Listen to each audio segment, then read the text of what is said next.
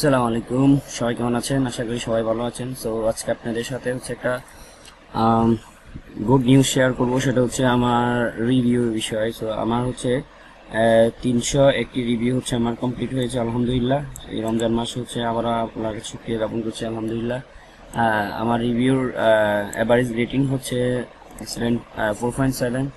So হচ্ছে total 300 review হইলে আমি আগে বলছিলাম যে আমি একটা রিভিউ করব, যে রিভিউ ভিডিও দিব যে হচ্ছে আমার কি পরিমাণ সেল হচ্ছে বা কি আসে বিষয় বা রিভিউটা কেমন আছে। আসলে রিভিউটা হচ্ছে অনেক ক্ষেত্রে হচ্ছে ভালো একটা সেল করার ক্ষেত্রে হচ্ছে ম্যাটার করে। তো এটি হচ্ছে বিষয়। তো আমার 2000 টায়ার এখন আছে।